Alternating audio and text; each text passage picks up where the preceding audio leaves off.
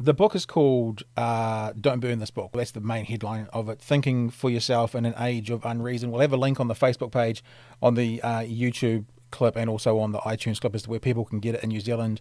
So it is being sold online. I'm interested. The idea seems to be with the Don't Burn This Book that there is an accusation when you're talking about the woke machine that the left are the ones suppressing this free thinking, free thought ideas, the woke left. And look, I will agree with you on I mean, when I see, the protests at various universities stopping people thinking, I think it's ridiculous, right? So I'm with you on that. But this tribalism that we come back to, it seems to me to be mispointed at the progressive woke machine being the only ones that do this, because the conservative, perhaps alt-right, certainly Christian conservative, also seem to be a group within America that do like to suppress free thought and free speech quite a lot. And I can give you some examples if you like. Yeah, give me an example or two, a recent example. Okay, I'll give you the last 2 years from the American Libraries Association Office for Intellectual Freedom. The books that have been most challenged and most banned, attempted to be banned. I haven't written the list of them because I just wanted to be able to rip through it. But in 2019, 8 out of 10 of the books that were challenged or banned were challenged by Christian conservative groups based on LGBT concerns. 1 out of the 10 was unclear whether it was the left or the right. It was Handmaid's Tale. I guess you could say either side could complain about that one. And right. 1 out of the 10 was conservative Christians because it was a Harry Potter book.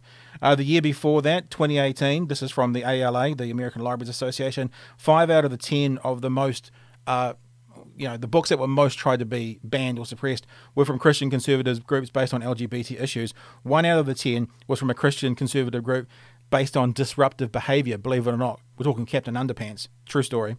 1 out of 10 was a conservative group because the book was, quote, anti-cop. 1 out of 10 was unclear, which was 13 reasons. I can understand how both sides might have an issue with the suicide and that. Another 1 out of 10 was unclear because it was based on gambling and underage drinking. And 1 out of 10 was a left-wing group because of Mexican stereotypes. But both of those, and you go back through 18, 17, 16, 15, and it's the same. Yeah. 80 to 90% of these books that are being challenged, that are being looked to be suppressed, that people want banned, which was kind of the equivalent of burned, are from conservative right-wing groups, not from the woke left groups. So let me be clear about something that I've been saying in almost all the interviews that I've been doing. The side that flips to authoritarianism, I do believe, is a cyclical thing. So if you were to look back 20 years ago, what were the conservatives doing? They were trying to get Mortal Kombat banned from video game stores. You remember that? Because they thought it was too violent and it was rotting kids' minds and it was causing violence. By the way, there's no scientific evidence that violent video games cause violence. So I am completely with you that outrage culture and mobs and silencing is absolutely not part and parcel of only one side. Both sides do it. I would say that the difference is this, that on the left right now, there has become a sort of conformity of thought that if you don't buy into all of these ideas, you're basically going to be kicked out on your butt. And we've seen a million examples of this, of which I could lay out for you. On the right, something different's happening. Now, that's not to say that there aren't Christian groups that try to ban books or things like that, but you might find it interesting that I spoke at Liberty University. It's the largest evangelical college in the United States. I spoke in front of 14,000 people. Mm-hmm. They know that I'm married to a man. I'm pro-choice. I mean, they're actually pro-choice, and abortion is a bigger issue to them than gay marriage. But I spoke in front of them. I got a standing ovation. They were tolerant and decent and all of those things. Now, of course, that doesn't mean they all are. But in this case, that happens to be the largest evangelical college. So I do think that they've shifted a little bit. I think the difference on the right, let me just say one thing. The difference on the right, though, is right now, look, in my book, I make a pro-choice argument. As I just said, that's the biggest no-no for the people on the right. I lay out a bunch of other things that people on the right generally aren't thrilled with. Some people on the right, as you said, they're not thrilled with gay marriage. Some people on the right aren't thrilled with legalized weed. I'm also against the death penalty. Most people on the right are for it. But what I find is that people on the right are more than happy to discuss those things.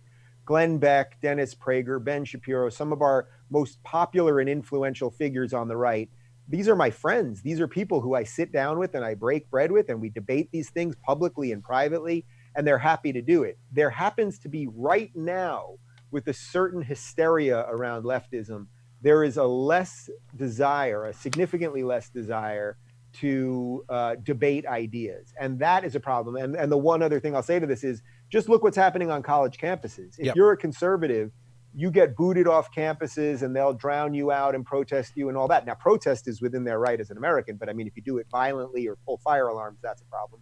But it's very rare that a left-wing speaker will come to a college and the right-wing people will protest. And if anything, they either protest peacefully or they just say, that person's speaking, I'm not going to go. So it's not exactly equal right now. The left thing, at least from an American perspective, but I can't say just from an American perspective, because I find this in many places all over the world, the left thing has gotten more out of control at the moment. I think from sitting in the grandstand, looking down at the field of the American life, it feels like what you, and I respectfully say this, have it wrong, is you're not talking about the left, you're talking about the far left. And I think there is it's there is taken a over difference. the entire left. I don't know what the left is if it's not that thing. All of their politicians basically buy into identity politics. We just went through this primary process here in America where nobody talked about the Constitution or the Bill of Rights or freedom or any of those things. All they talk about is government, how government can do everything. I don't believe that that's a guiding principle. I think that's a dangerous guiding principle if it's a principle at all. I don't know there's just unfortunately no Democrats left or lefties publicly anywhere that will stand up against this machine. I think Biden was sort of the last old school one, and it's pretty obvious that he's not the guy to do it. So it's not that it's the far left. Where are the good liberals? I can't find them. As I said before, Bill Maher is still a free speech liberal, but in effect, they've been decimated. But by the way, this whole book is a defense of liberalism.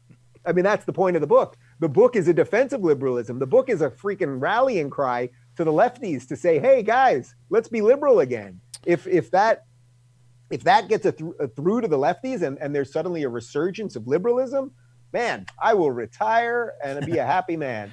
I think I will still agree to disagree. That I think maybe because I see it here in New Zealand more so than is demonstrated in America of there being a left and a far left, a right and a far right. I think it makes complete logical sense why you get those, and I don't say that to condone it, by why you get those results at universities because of the old saying, if you're not a liberal when you're young, you've got no heart. If you're not a conservative when you're old, you've got no brain. Yeah. The alt-right don't make up much of an 18-year-old American fraternity, but the far left do. I think that's not necessarily a testament to how bad the woke culture is. I think that's testament to so many more 17, 18, 19-year-olds go as far as they can in their new beliefs and their left, and that's sort of a natural thing. Again, not to condone it, but just to explain why you don't see alt-right 17-year-olds protesting on the university campuses because they're not there. I mean, in any great number. But that's not exactly a fair example because there are plenty of conservatives that whatever they're, young conservatives. When I get invited to things, I'm usually invited by young conservatives or young libertarians. They have no problem with lefty speakers coming to campus. They just let them talk. But when mainstream conservative thinkers come to campuses, they're the ones that get shouted down and attacked and the rest of it. So yes, I agree. There aren't necessarily a lot of truly alt-right racist 18-year-olds I didn't say that word. At major universities, fortunately, I suppose. But it's not exactly an equal equation because the lefties that are shouting them down are mainstream lefties and the conservatives that tolerate them are mainstream conservatives. But I think maybe also what our disconnect here a little bit is, and again, it's totally all good. This is actually what it's all about. You in New Zealand, I don't know enough about the New Zealand political winds of the day. You guys may have a stronger sense of old school liberalism that is standing up to some of the far left stuff. In America, the ship seems to have sailed. From a UK perspective, I know that UK sort of has like a more classically liberal perspective that is still standing a little bit as they've pushed some of the Labour Party, the more fringe Labour Party voices out with Jeremy Corbyn losing. So I can't totally speak to the New Zealand part. I won't even pretend that I can. Well, it'll be fun to get you down here and maybe do a face-to-face one day, and we can chat over it in great deal over a good Kiwi beer. I would love to do that. Absolutely.